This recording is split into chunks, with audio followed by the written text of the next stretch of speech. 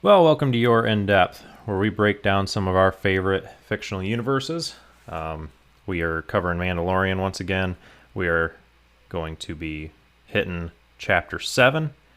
As usual, I'm Jacob. I'm here with Melanoma Watkins. How you doing, Mel? Heyo! So, last episode was part 2 of Lord of the Rings, but now, you know, continuing our little leapfrog thing, we're back to Mandalorian in the second to last episode this season, and it's getting good. Not that it wasn't good before, but it's definitely stepping up. Stuff's heating But up in the Star Wars universe yeah, again. yep.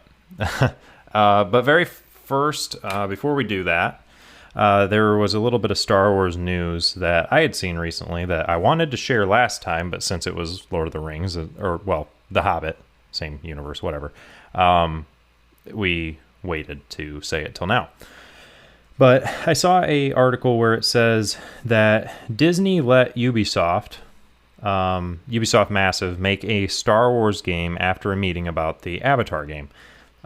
So I think it was actually announced, the Avatar game, but there's basically the summary of the article is that they had that meeting about whatever Avatar game there is. I don't know anything about it, but that one.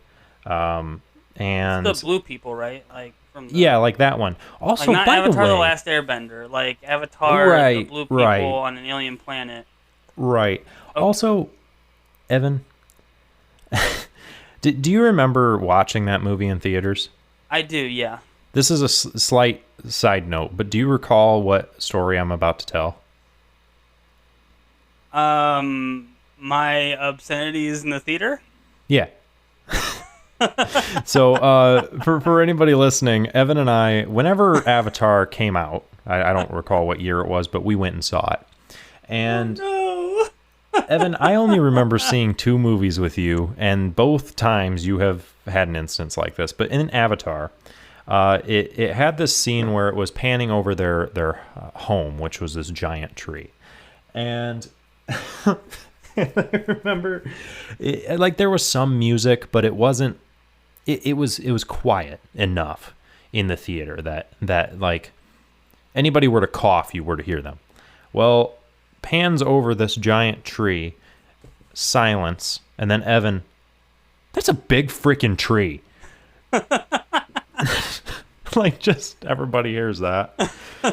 And I what did was the other substitute. movie? It was 300 Rise of an Empire. Oh, that's right. Oh, Yep. yeah, there was definitely some words said during that one. There was, yes. But anyway, going back. Anyway, Star Wars news. Right, yeah, going back. So they're making a movie, or not a movie, a game off of the movie Avatar, the blue people one. So just a couple of paragraphs here just kind of sums up what it is. So in an interview, Disney Games, or like, what is it? The SVP of Walt Disney Games revealed that he and his team had met with Massive, which I think it was, yeah, Ubisoft Massive. Revealed that he and his team had met with them right after Disney's acquisition of Fox, which included an already in development Avatar video game project. That discussion kind of went on, but in it, they said Massive's next project after Avatar answers years of requests from fans for an open world Star Wars game. Kind of goes on. They said, we certainly had aspirations about an open world Star Wars game. It didn't come exclusively from Massive. They certainly had a passion for it too, to the point that it made it a lot easier for those conversations to advance. But we're aware of things you outlined. We're aware of what fans have asked for and have wanted for long periods of time. So looks like they're, progressing those conversations, hopefully trying to make it happen, with even taking the suggestions and the feedback and the constant probably comments about what people want out of that. And honestly, an open world Star Wars game sounds pretty fun. Personally, Yeah. I thoroughly enjoyed Jedi Fallen Order. I liked the new Battlefront 2. I mean, I haven't played Squadrons, but like I like the stories of them, but just to have that freedom would be pretty cool. So my thing with that is not even the fact that they're making an open world Star Wars game, Hmm. which would be really dope as long as they do it right. My Well, thing yeah, is they're actually listening to the fans. yeah, That's that's a huge. that's a big thing. Like I Yeah, love that. because anyone that's listening that has played the Halo franchise, right, knows that the fourth and fifth game of that went horribly wrong in the eyes of most fans. And it was not what the fans wanted, whatever. And now with the new one they're making, they're actually listening to the fans, which is a huge thing. Well, and Like, really, that's what it should listen be, to what you the know? fans want. Like incorporate as much as you can of what the fans want, but also throw your own ideas in there. Right. But like, at least listen to the fans' wants, what their suggestions of what they would like to see in a game. Like that's what's going to draw people in. That's what's going to get more sales, which is obviously what they want. Like this is a Right. huge thing. If they truly do listen to the fans, this has the potential to be very good. Yeah. Yep. And that's the thing that catches my attention the most. Yeah. Is they're listening to the fans. Oh, hey, also, Evan, really quick, this is not a Star Wars news, but it's something that I would really like to make happen with you. Oh, So I had the thought, you and I file share on Xbox. yeah. Now, you have pretty well all of the Lego games. I think that it would be really fun to kind of partner our YouTube channels with this podcast in the sense, I mean, it kind of already is. We plug it all the time. But regardless, what I mean by it is you and I should, alongside Lord of the Rings, do the Lego Hobbit playthrough, you and I together. Now, I don't know if that's multiplayer, so what I'm thinking is next month when I come out and visit, maybe we do some of it. Yeah. Now, I So don't know if we'd be able to do all of it. I mean, Lego games are fairly short, so I mean, I would think yeah. probably. So one other thing with that as well Yeah. is the Lego Hobbit game is not the full trilogy of the It's Hobbit. not? It's not, unfortunately. They're supposed to come out with so they released it early, so it has like the first and second movies in it. But it does not have the third. Okay, well, But they do have a Lego Lord of the Rings game as well for Xbox 360.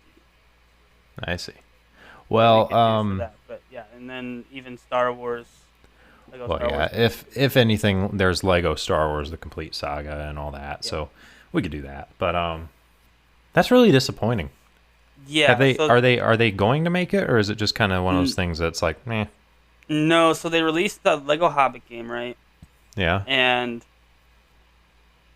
they released it while the contract was still good between like the people that do the Lego games and I don't blank on who the producers for Lord of the Rings are now, but there was a contract there where they're good to make those games, right? So they made the Lord of the Rings game, and then they made the Lego Hobbit game, and then after they released the first Lego Hobbit game, because they released it after the second movie came out in theaters, it was on DVD, but before the third one was in theaters, so they didn't have any content for the third one. They didn't have anything to go off.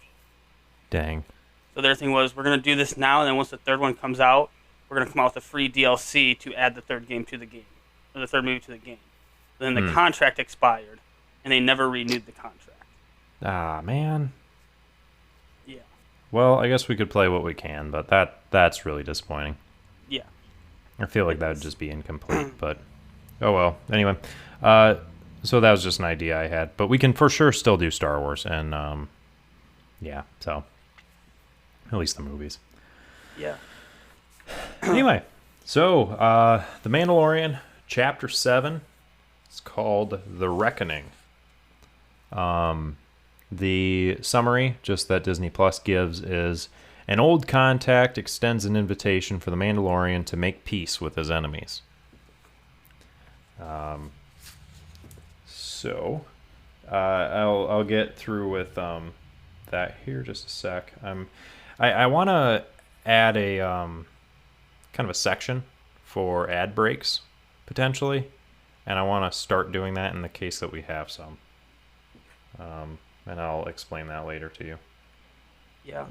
But anyway, And I think, right here. while you get your thoughts real quick, with that summary that Disney gives. Mm-hmm. If anybody's really been paying attention throughout the first season, I feel like they would realize who that enemy is. Yeah, he's really only got like as of right now, Mando's only really got the one enemy. Although the one enemy is a group, it's the bounty hunters that have been hunting him all season. Right. So I mean, he's really only got one enemy, which is a group. So I feel like it would be pretty. Which, and I'm not saying the summary's not supposed to make it seem mysterious, but I feel like I guess anybody that's really paying attention would realize if they read that. Yeah, and I guess you only really have two options because there is the entire guild, which is probably what it's hinting at, but the main there's also the Imperials that he did the job for and then just dipped on. Yeah. I guess there's that, but they're kind of the enemies regardless, so it's not really. Not just that though, but we only saw the Empire, or the remnants of the Empire, I guess, in the first 2 or 3 episodes, while the job was happening. True. Yeah, that's true. But yeah, that's definitely that would definitely be an option as well. Yeah. I just feel like the more present enemy that you would think of would be the guild. That is, yeah, I agree with that. So, so the episode starts off, right? And really quick, I've kind of refined our ideas, I think, as far as what we want to say this podcast is. Because we don't only break down the podcast, or, my God, I'm not speaking right. We don't only break down the episodes. Right. We don't only break down the episodes, whether it be a movie or, this. We also just kind of walk through it.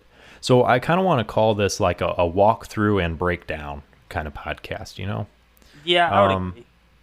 Because, I remember starting off, I was like, no, I don't want to touch every single freaking point because I have points to make and I don't want this episode to be an hour and a half. And now it's like, it's going to be an hour. I don't care. We're walking through it. It's fine. I've come to terms with it, but I think that's kind of a decent theme. But yeah, and I think, because we talked about this, right, with our, we did, I think right after we finished our second part of The Hobbit, we had a little a discussion about it.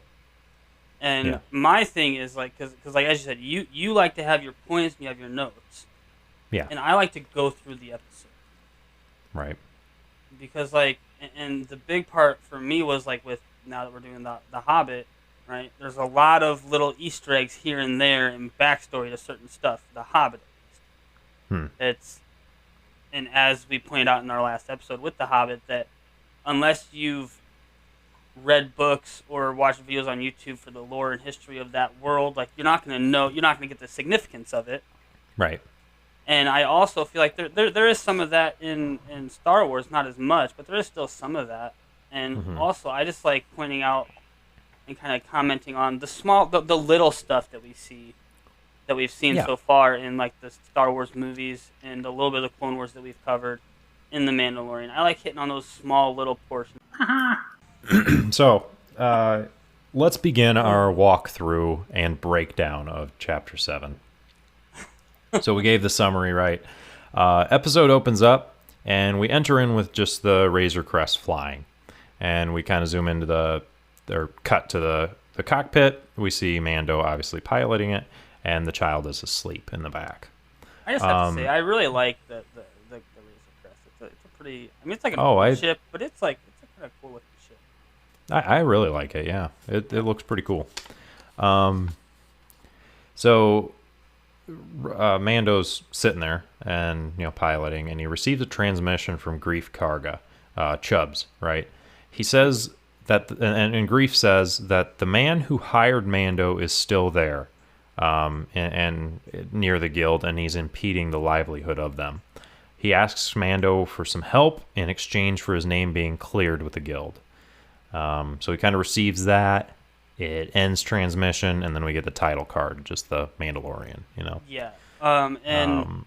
So for those that forgot or don't remember, right? Grief Karga is the head of his bounty hunter guild section. He's the one who was always giving him the bounties and all gives the payout when he stuff. gives the pay when bounties are completed. For Right. those that don't remember who he is, because we haven't seen him since like episode 3. Yeah, I mean, it has been a little bit, and especially even longer now that we've, I mean, based on if you're coming along with us, sequentially, it's been a while since we started. Yeah. Since we started Lord of the Rings. And Hobbit as for well. those that don't remember as well, Mando and him left on bad terms. And Yeah, Mando shot him. You know. Yeah, and luckily he had that little plate of Beskar in his pocket. To literally save his life. Yeah. But so right here, even it's gonna be even obvious before Mando even says anything or does anything that he's gonna be suspicious. Oh yeah, of course. I mean, yeah. But anyway, so and go. Yep. Grief does mention too that like the amount of stormtroopers and Imperial presence has grown a lot since Right. Mando was last there. Yeah. And for those that don't know, the Empire, even the remnants of the Empire, is still causing havoc throughout the Outer Rim. Mm-hmm. So, like, if they're when we first saw them, there was only the few stormtroopers and the scientist and that one Imperial officer, which they can't really do a whole lot of trouble. It's only like 6 or 7 of them, maybe a couple more. But Yeah. with the Imperial presence growing, there where Grief is at, like it's there. They would definitely be not even becoming a nuisance, becoming like a real problem. Yeah. For the locals. Yeah. So Anyways. we exit the title card. It flashes the Mandalorian, and then it goes away, and it shows Mando entering into a planet, and we cut to seeing Cara Dune. Real quick, and Jacob. yeah. Sorry, and this is not going back. I have a question. Oh yeah. Navarro, the planet that Grief is on, right? Oh yeah. Have we seen that in like a Star Wars game? That sounds very familiar. That planet does. I wanna besides say just the it's- Mandalorian. I mean, it's referred to in the Mandalorian a couple times and all, but it actually sounds like maybe something off of Fallen Order. That sounds That very was familiar. what I was thinking as well. I feel like we've heard that planet before, not before, but other than just the Mandalorian. Right. Yeah, no, that sounds... Yeah. I don't know, though. I mean, I can't confirm. I'm not 100% sure, but I think so. Maybe it was Fallen Order, or maybe it's just because it was referred to in, Mandalorian, and we've watched this before, I don't know. Yeah, that might be it, honestly. But, Probably. anyway. Anyways, yeah, he's coming to a planet, like you said, and sees... Right, Cara Dune... Cara Dune. Right, and she's doing some arena tether brawl type thing where they've got like a belt and it's like tethered together via electrical, basically like pod racing connectors, except you don't go all numb when you touch them. But Yeah, well, 'cause, it like tethers them together, and then when they tap out, it like disengages it. So I think the point of it is like to stay tethered together and win until one of you like taps out or something. Yeah, and my question though is like, what is that connection made of? Because like, she straight up like grabs and starts choking the dude out with it. Yeah, it's like electric force, but it like materializes, and it's not dangerous other than being solid and being able to be hung with Yeah, it. I'm Like, not I even don't know. sure what that Hanged, whatever. is, what it would be made out of. Like that's kind Yeah. of odd. Yeah, good question. I was kind of unsure, but Mando shows up after she just won. She chokes the guy out, and he taps out, disengaging it and just vaporizing the entire chain, whatever it was. It I just have to say, disappears. I really like watching it around. It's hilarious. I know. I am going to really quick jot down the time because we have not figured out Yep. that piece of information yet. I just realized what I said after I said it. Yeah. Yep. My B. No, it's fine, dude. It was scattered throughout my notes. I had to change it. I went back and I'm like, oh shoot, Yeah, I totally which- forgot. Or Yeah. I guess not even forgot, but didn't comprehend real further for a second that Yeah, it's kind of we haven't hard. gotten that bit of information yet. Right. But either way, so the child is following along. Yeah, I love how he looks. He's just kind of like waddling along. He's just kind of like there. He's just like, yeah. hello. Hi. But anyway, so he starts talking to Cara Dune and just kind of, he's like explaining the situation. She's like, man, I'm not interested. And then he comments on how the contact is Imperial. And then she takes a sip of whatever she was drinking. She's like, all right, yeah, I'm in. Yeah. like just that bit of information. Like she's got some feelings for him, for the Imperials. Well, I mean, because we've seen from, that for the other episode we saw her in, Mm-hmm. she's a rebel. She's an ex-rebel trooper. So she would definitely have a grudge against the Empire. Yeah, for sure. Yeah, so she's definitely got a grudge against him, and that sways her to join. Yeah, and I mean, agree. just her being like an ex-rebel trooper, she would definitely have lost friends to the Empire during the rebellion and all that. So like, yeah, she definitely have some negative feelings towards any sort of Imperial remnants. Yeah, I would even say more so towards Imperial officers. Mm-hmm. Just because like Imperial stormtroopers, right? They're like, yeah, they did some messed up stuff, but like the officers are the ones that really went above and beyond when it came to like cruelty and like ordering questionable acts. Yeah. So it cuts ahead. She's on the Razor Crest with him. They're taking off.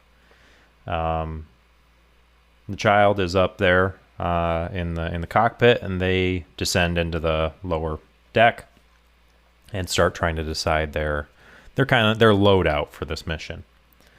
And Cara, she goes, "Is he all right up there alone?" And then what happens, Evan?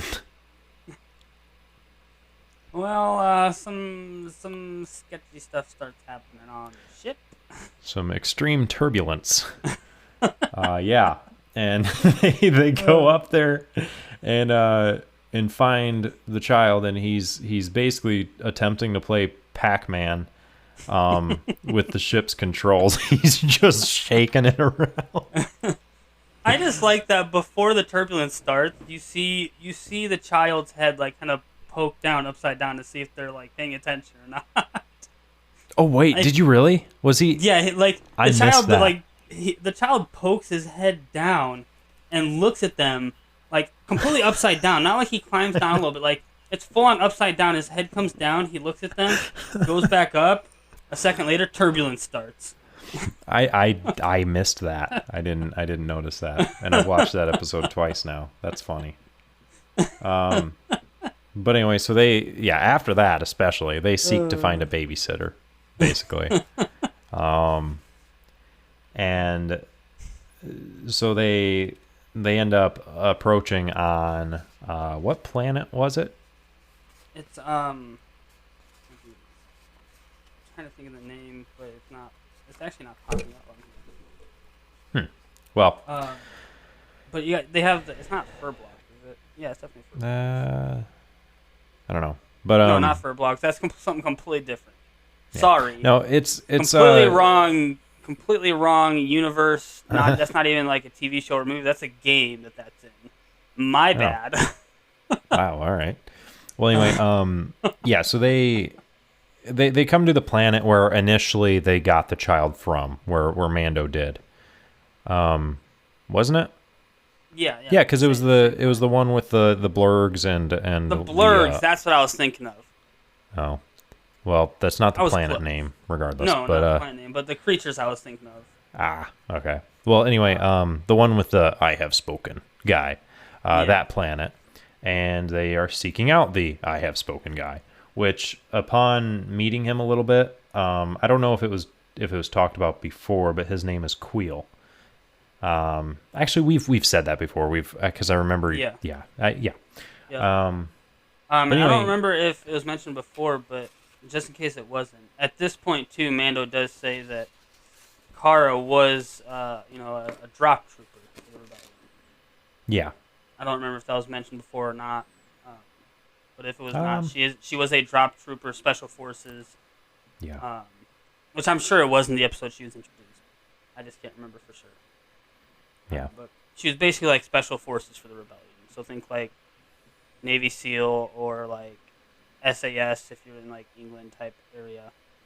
Yeah. Spetsnaz if you're like thinking Russian special forces, like that type of special forces. Yeah. Well, they're in there chatting in Queel's hut. And yeah, talking about a little bit about her being a drop trooper. And then that bounty hunter droid walks in. IG-11. Is it IG-11? I can't think of the Mhm. numbers. Well, the IG unit. IG-11. It is IG-11, but the IG unit walks in as they're chatting, and immediately they draw their guns. Mm-hmm. Queel then proceeds to tell them how he has... Well, because last time we saw this IG unit, it was also seeking after the child. Mando and him worked together for a little bit to fend off some of the scavengers that had it, or whatever they were. And the IG unit aimed his gun at the child and was getting ready to kill him, and Mando killed the IG unit. Yeah, and Queel used his little miniature dinosaur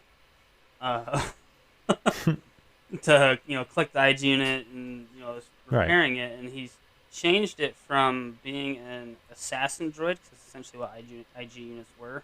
Mm-hmm. And he basically just makes his own little butler. Well, I mean, really, he teaches it how to like serve tea, and like the stuff that he is teaching it. He's reprogramming it. Not just that though, but he also is like, it's almost like he had to reteach it how to like walk and just basically pick it up again. Like it's almost like he completely wiped literally everything from the unit and was like teaching a newborn. He did because it was he was saying how he had to rewire it and retaught it how to function, So he retaught it how to walk. He taught it all this different stuff, all this fine motor things, and it even kind of developed a personality, as we see, as it like shooed away like a little frog type thing with its foot. It's like he's reprogrammed it, but obviously, and for I mean, really, I would say good reason, Mando still doesn't trust it. Mm-hmm. Because last he saw it was trying to kill the child.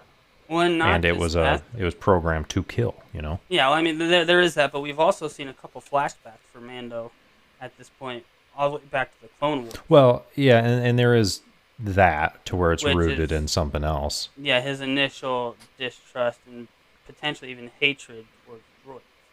Right. But Queel tells him like. Well, okay, no. So Mando talks to Queel and kind of like tells him what all is going on. Exactly what's happening, and he tells Mando that the IG unit will protect the child.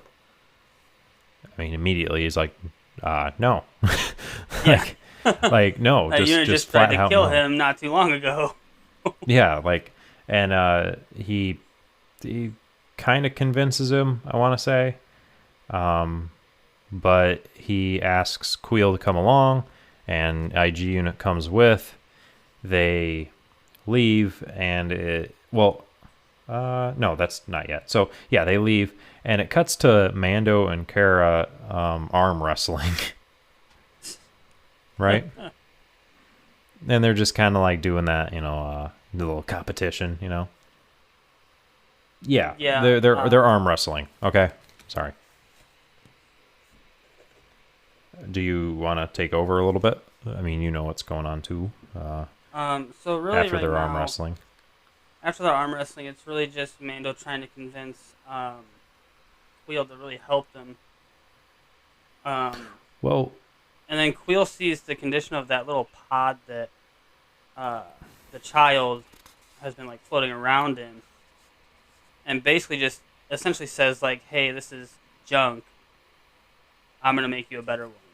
Right, so he like fabricates a new cradle. But before that, actually, but we see the child kind of get more of that defensive kind of way, because Mando and Kara are arm wrestling, but the child doesn't know. Oh yeah. That Kara's not an enemy. She just sees them kind of like fighting. The child sees that they're fighting, and he does a little forcey force action. Yeah, he does his like how he did on that one creature back couple episodes. Yeah, the Mudhorn. Right, the Mudhorn. He uses the Force and chokes her. Like starts, literally starts going choking like her. Full Darth Vader on her. Mm-hmm. And then Mando like is like trying to figure out what's going on, and then he looks over and sees the child doing that, and he like scolds him. He's like, no, she's a friend, stop that or whatever, and really kind of like startles the child. Yeah. But yeah. Well, because it seems like when the child goes full force or starts using the Force, it's almost like it falls on like just zones out, like it doesn't know where it's. Well, kind of, yeah. It's not even like really conscious anymore. No, he's focused on what he's doing. He's truly focused, and so yeah, Mando startled him because he shook him out of it. He's like, hey, and kind of brought him back to knowing what's going on. But yeah, Queel fabricates a new cradle for the child. Yeah, and so while he's working on that, we do see Mando and Cara talking, and they actually they start talking about Navarro, where they're going to be going. And Mando even asks if she's been there before, and we actually get a little bit of information that's, if I'm not mistaken, new to Star Wars. Oh. Where Cara says that there's a pretty big battle there between the Rebellion and the Empire. And the Empire held Navarro until the very end of the war. The Rebellion lost a lot of troopers there, a lot of their drop troopers, their special forces that she was, And if I'm not mistaken, that's never been mentioned before. Like we've never actually gotten anything, unless it's in one of the comics that I haven't read. We've never actually gotten anything on a battle of Navarro for the Rebellion. Yeah. I couldn't tell you. I don't know if that's new information or not. But yeah, that's they've mentioned that. And Mando even mentions that their target on Navarro was an Imperial officer. Cara's wondering what station he was at, like if she would know who the officer is. Mando's he's not really sure like where that officer would have been or like what he would have done or anything like that. Mm-hmm. And he does tell her that there's more Imperials, or as they refer to them, imps. Since Mando was last there and took out their little outpost. Yeah. And I think it's a little funny though, because we do get we have this serious conversation going on between Cara and Mando, and then IG-11 just pops and is like, "Dinner is ready. Should I bring it up here, or will you come down below?" Yeah. Just like a little interruption into this serious talk they're having. Yeah. But yeah, cut forward a little bit. They arrive on Navarro. And as they come in, Greef is waiting for them. He still has that little bullet hole in his clothing, where he got shot and it hit the Beskar, so it didn't pierce through him, but hit his clothing. It still would have hurt. Oh yeah. Probably that's the thing that I don't know if people really know about Beskar is it does not stop the impact at all. It stops the bolt or whatever is hitting it from dealing damage to the person, but the person still feels almost all of the impact. Yeah, it doesn't it doesn't absorb the shock, but it does kind of redistribute it in a way. So you still were to feel it, but it's not directly in one place to the point where it shoot through you. Just a little off of the episode. Yeah. At one point on Facebook, I had put up a thing that was saying, it's kind of a little discussion of what would be better, Vibranium from Marvel or Beskar from Star Wars. Mm-hmm. And and it really came down to what scenario you're in, what type of fight you're in. Like vibranium absorbs and distributes Mm-hmm. the energy of whatever's hitting you. Yeah. Beskar just blocks it. Yeah. So like in certain scenarios, obviously one would be better than the other.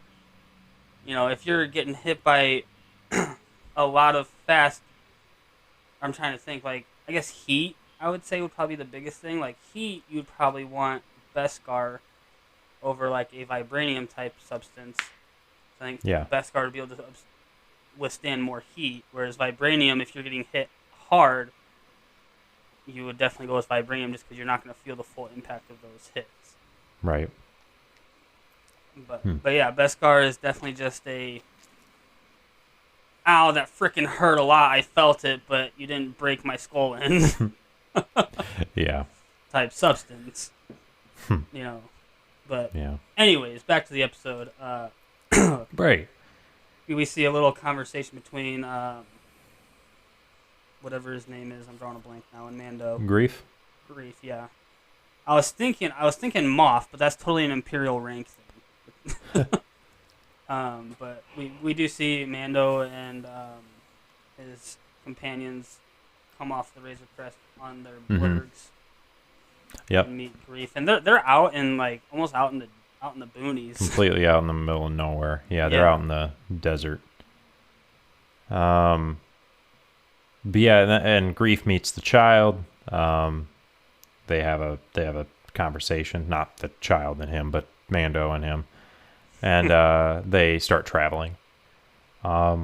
Eventually, they set up camp for the night, and they're roasting some sort of animal, and just kind of chilling around the campfire, shooting glares between one another. Grief and his men, and Mando and Cara, Queel, and the child. They're all sitting there. Mando's feeding the child as they're sitting there and talking a little bit. Grief goes over the plan, though, kind of like, all right, here's what's going on. We're going to bring the child in as bait or something like that. Right?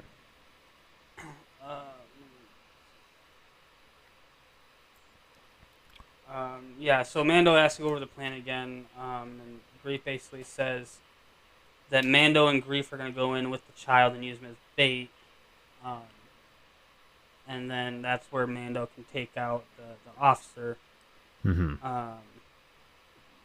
And Mando asks about what the reinforcements are like, what they're going to have to deal with, and Grief kind of just mentions that it's a lot of ex-Imperial, a lot of old stormtroopers.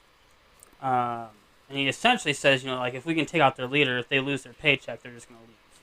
They're going to scatter, they're going to go find new work. And, Mando questions, like, well, what if they don't? Like, what if they don't just leave? And Grief is very adamant that they will. If they lose their paycheck, they're just going to go find new employees. Yeah. It's not good enough. He keeps kind of persisting it. Yeah. But, and towards the end of...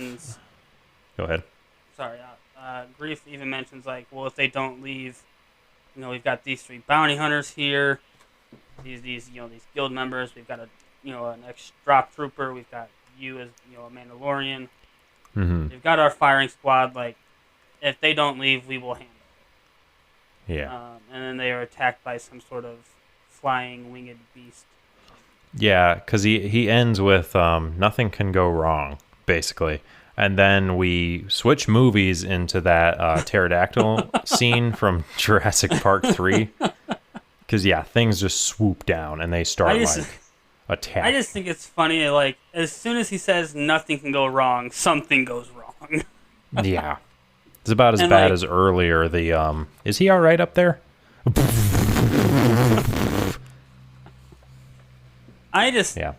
My thing is, like, these things are massive. Like, one of them literally picks up one of the blurgs and just flies off with it. Yeah, these things are... Yeah. Like, they are basically pterodactyls. Mm-hmm. And, obviously we see everyone reacting and shooting. Right. We see a bounty hunter get picked off out of nowhere because it's really dark there. It's like there's no moon. Well, it's dark, and I'm pretty sure it's a bit foggy too, ain't it? Yeah, a little bit. Yeah. Mainly dark, Uh, but yeah. but yeah, one of the bounty hunters just literally just lifted off the ground, taken away by one. They end up shooting and killing one. Mando catches one of them on fire. Yeah. And but in this, sorry, go ahead. So I was just gonna say I really like Kara's little like minigun LMG. Oh yeah. She's just going to town with that sucker. Mm-hmm. But then it cuts over to Grief there for a second. Yeah, because he got hurt pretty badly. Yeah. He got gashed by it, and like a pretty deep like gash on the arm. Yeah. It's pretty deep. And as they approach, Kara, whatever, injects him with stim packs or whatever they're called. It's basically a stim pack from Fallout, but turns out he's poisoned, and it's spreading fast. And as they're kind of discussing this, like, oh shoot, and I think he even makes a comment like, "This is how I go" or something like that. Yeah, it's like, this is how it ends. Yeah, he's asking for another med pack, is what they call him for this, but it's essentially like you said, a stim pack from Fallout. Yeah. But anyway, as he's saying that, the child approaches and kind of like waddles over and then touches him, and Grief just goes, "He's trying to eat me." But I will say at this point though too, it's like Grief has like this look of pain and anguish on his face, and it's slowly starting to see. Right, and they kind of notice the child. I mean, he's I don't know if he's making physical contact with him, but he's doing his little focused in look. Yeah. Like he's using the Force on Grief. And like you said, he's got this look of anguish and just pain. Like there's poison seeping up through his body pretty quick, and it's obviously going to be painful. Yeah. It starts to go away. Like he's kind of like, it's almost like he's feeling better, Yeah. And what a lot of people wouldn't realize here is at the time of this season coming out, if I'm not mistaken, this is the only instance of Force heal that we see in a Star Wars movie or TV show.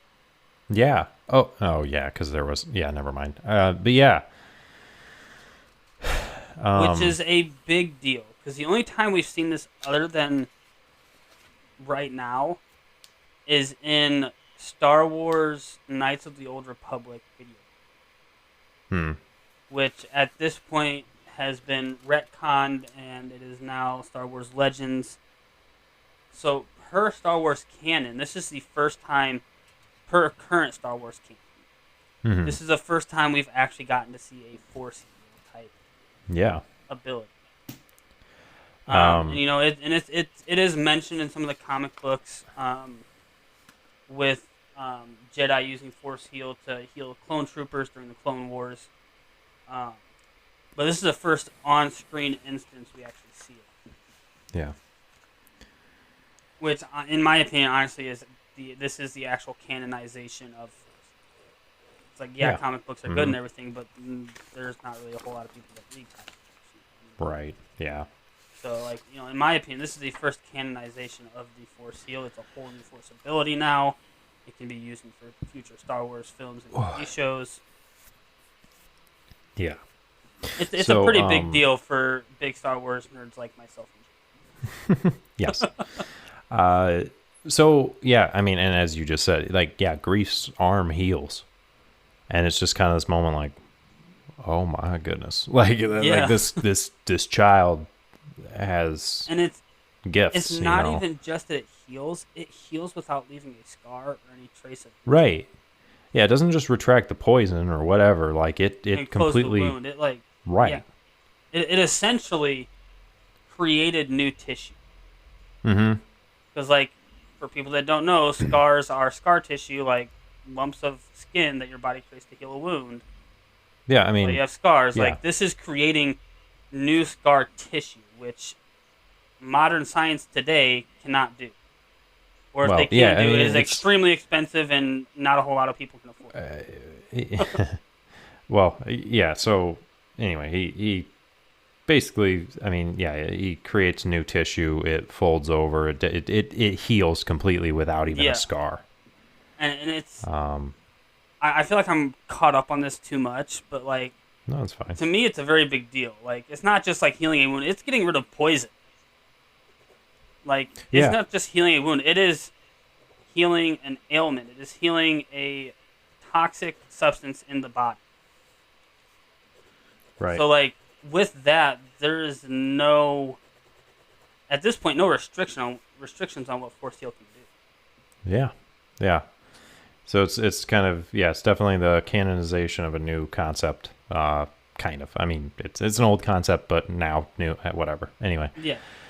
So yeah, right there kind of ends their campfire scene. So I want to take this moment right here. We're right at about 51 minutes into at least our recording. To do an ad break. So yeah, proceeding. Grief and his protection detail kind of talk indistinctly as they're just kind of walking more. And now they're walking because the Blurgs, I think, are dead. I don't know. There's only one left. Yeah. And, Okay. What's his name? Queel? Queel, thank you. Queel is riding it a good ways back. Okay, yeah. While Kara and Mandor walk with the pod right next to him. Mm-hmm. Yeah, but Grief and his protection detail, they're talking kind of indistinctly, and Mando and Kara kind of seem a little skeptical. Yeah, which I mean I can't blame him after what Grief. Well, when Grief attempts to kill Mando, yeah, Which, I mean, like honestly, in my opinion, Grief's attempting to kill Mando is justified in my eyes. I mean, yeah, looking at like, it from his point of view, Mando's going really, against the contract. Yeah. He agreed to do this to deliver the child to these people. He completes the contract, and he goes back and kills the people. I mean, like, even after, like, the guild got their payment, Mando went back and killed the people, which leaves a bad reputation for the guild. So, Yeah. like, I would say, honestly, Grief is justified in his response. Yeah, yeah. But I can also see Mando's side of, like, well, this dude tried to kill me, and now they might be planning something behind my back, right. trying to double-cross me in here. Yep. Like, I can see both sides. So anyway, as they're walking, I want to say, yeah, Grief is in front of Mando and Kara, and then behind them are the two bounty hunters, the two guild members. And the hunters kind of like give a look at one another, kind of like, all right, go time. And they start approaching Mando and Kara. But as they get up kind of close, like they start to draw their guns, I think, pretty sure. And Grief spins around and just like draws his and shoots both of them. Yeah, and obviously, Mando and Kara both have their blasters drawn at him. Yeah. And at this point, Grief really just lays out his full, what initially was his plan, which was to kill both Kara and Mando and take the child, and hopefully, the Imperials will leave after that. But after what Grief saw last night with being healed by the child, he just couldn't do it. He couldn't bring himself to go through with the plan. Right. And he even says, like, go on, you can gun me down, and it wouldn't be a violation of the code, which I assume he is referring to the guild code. Yeah. I'm not 100% what code he's referring to there. That was my interpretation. And he even says, well, but if you do, the child will never be safe. Yeah. But they hatch a new plan, which is to act as if the child and Mando were captured. The little pod that the child, hovers along in, will be empty, and Queel is going to take the child back to the ship. Yeah. But just before that, Grief still tries to say, well, we should stick with the plan where I take the child to the client to draw him out, and then you two kill him. And Mando's just instantly like, no, we're not doing that. Absolutely not. Right, yeah. Yeah, there was that section before. But anyway, so then they they make their way through town. Making my way.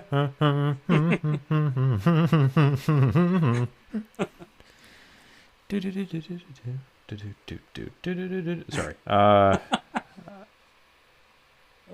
Yeah, they get down there. And it cuts back to Queel. He's riding along. He's riding the blurg. He's got the child with him. And just for specifications, yes. Or not even specifications, just clarifications.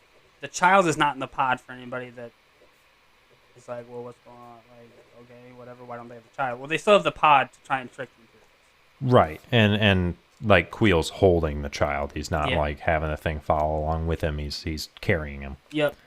And one thing we see here, or too, that whatever. I don't know if you saw any significance in it, Jacob, but I now seeing it here have seen the significance of it because it's actually introduced in the Bad Batch. Even though like we've still heard about it in other Star Wars instances, chain codes. Oh yeah. We actually they mentioned it. They mentioned it before with Kara's. It's like if they find her chain code, it's like they're going to see that she was part of the rebellion and all this other stuff, and it's going to be a major red flag. So they've mentioned chain codes before, but go ahead. Yeah, so we actually see Grief pull out a card. It's essentially his chain code, and we see one of the Imperials scan his chain code to make sure he's clear to enter the town. Which again is it's just one of those small little details that you really wouldn't pay attention to, but I think it's kind of cool that they included it in there. Yeah. The remnants of the Empire is still going by chain codes. And if I'm not mistaken, the New Republic is even using the chain code still as well. But I just think it's a cool little detail that they added, that they threw in there that they really didn't have to. Yeah. But they make their way to the room that the client is in. So they kind of meet him. The client asks to see the baby, but receives a call instead. Not instead, but he receives a call while he's going to see it. And gets up and goes to answer that. Yeah, and even then, though, too, the client is very interested in the Beskar too, which I think is kind of funny. Yeah, he's like, cool. Like it's like very fine craftsmanship. Ooh, this looks nice. No, he does definitely comment on, he's like, it's very, I guess basically when it's in the hands of its rightful people, it can be very beautiful, essentially. Yeah. Again, mentions the tragedy of what happened to the people, blah, blah, blah, blah. Right. Although the Empire was responsible for that 100%. Like, let's not. He's basically just like, let's just forget about that. Like, it's a shame that what happened to all the Mandalorians. Yeah. We didn't do that. Don't worry about that. It's just a shame what happened. Blah, blah, blah, blah, blah. Carrying on. Yeah. It's essentially Germany. Anyway. So, where are we? Yeah. So he walks over and answers the phone, and it is, it's, Moff Gideon. Yes. And basically as he's talking, he's like, do you have the child? And he's like, yes, he's in here. He's asleep or whatever. And Moff Gideon, he goes, basically, you might want to check that. Yeah. And go ahead. As he's turning around gets ready to turn around, he just gets shot in the back. Oh, I mean, yeah, blaster all fire hell just breaks rips loose through in him. This little tavern, all hell breaks loose. Yep. Stormtroopers getting dropped left and right by Kara and Mando. Yeah, I mean, I think it's kind of funny. We see a protocol droid and it's just like freaking out, like it doesn't know what to do. There's a little protocol droid like running around. Mm-hmm. Yeah, and like there's like all sorts of stormtroopers coming in, just being loaded up. There's probably like 50 to 60 of them out there. Yeah, and we actually all get to aiming see their some guns of at him. the dark troopers. Mm-hmm. Yeah, we get to see some of them, 6 of them standing out there. Yeah. And they just look dope. They Oh look so yeah, cool. they for sure do. But anyway, then Mando radios Queel, except he's on the same frequency as some of the guards, guard stormtroopers, scout troopers. I think they even are. Yeah, 'cause they got the little speeder bikes and the scout helmets. Yeah, and he's basically saying he's like Queel, get out of there, you know. Yeah, like, but it's leave, on the like, same. bail, get out of here. Like, we're pinned down. We can't get out. Get the child out of here. Keep him safe. Type of deal. Yeah, and but we see the two scout troopers take off on their bikes. Yeah. And it quickly jumps back after that, back to Mando and Kara's situation. We see a TIE fighter flying in and land. Yeah, I thought that was really cool how it landed too. Oh yeah, the wings go flat on either side, so you can just land there. Because up until this point, the only time we see TIE fighters like docked or anything like that is like actually being docked like in a ship where the wings are still up and down. Right, we don't see it land on the ground, which was just kind of cool. Yeah, and it makes a quick cut to the scout troopers speeding away, and then right back to Mando and them the situation. Right, and this is where we're truly introduced to Moff Gideon. Right, and he steps out of that TIE fighter, and we do see a better look at Moff Gideon. He's also known as Gustavo Fring, but he gives a speech, and he's like, it's essentially like, you have something that I want. And it's like, you have no idea what it means to me, kind of thing. Basically being like, I'm gonna get it.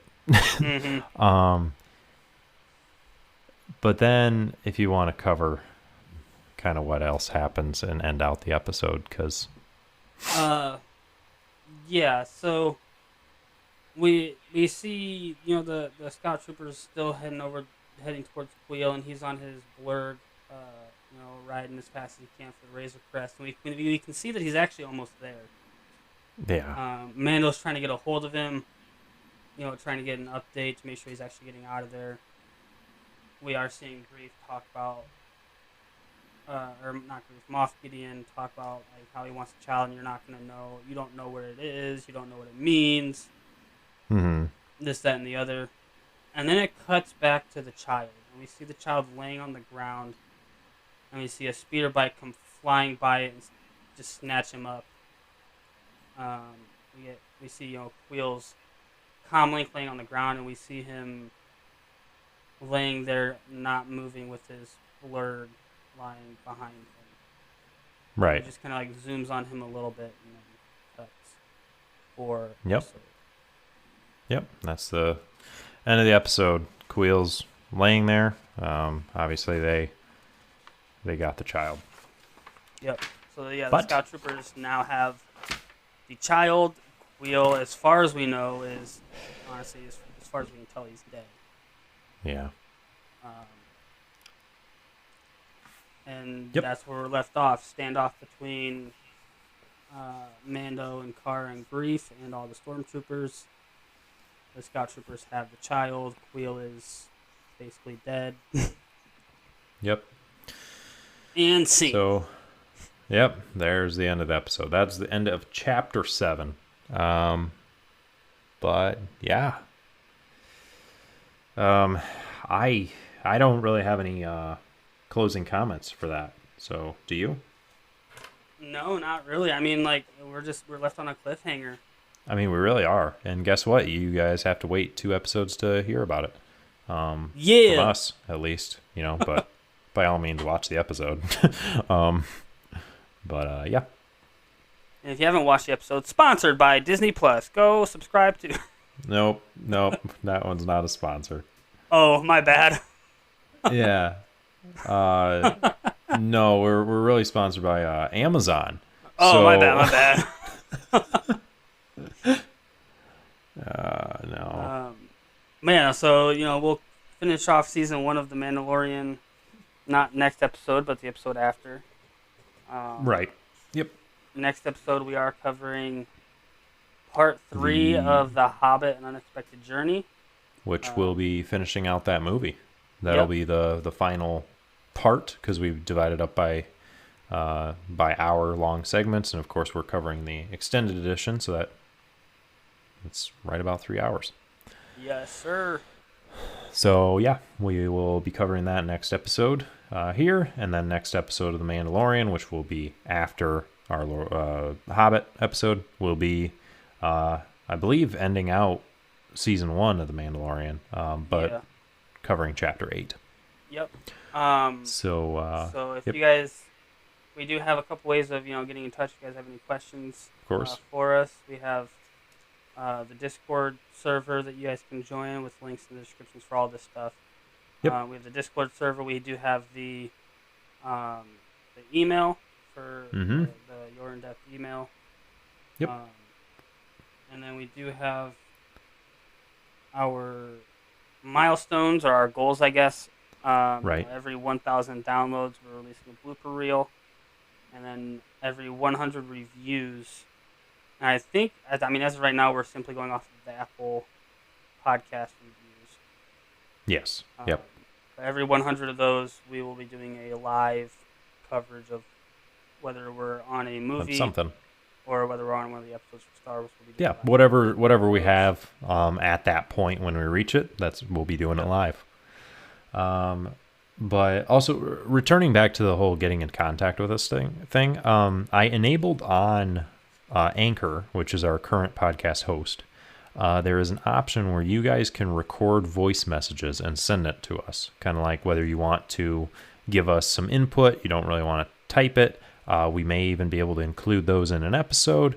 Just if you let guys us just know want what to you talk think. trash on us, Yeah, we probably won't include that in an episode, or we will, and then we'll just talk mad trash on you. So if you want that, 100%. if you want that, there's your method of sending it.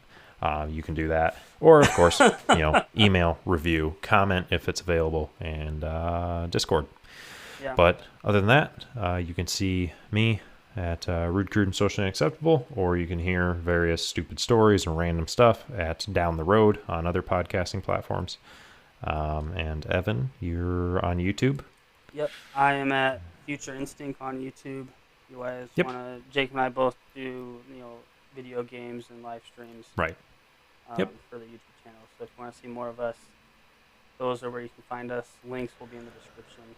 Of course. So, anyway, catch you next time with finishing out An Unexpected Journey of the Hobbit movie. Till then, peace. Deuces.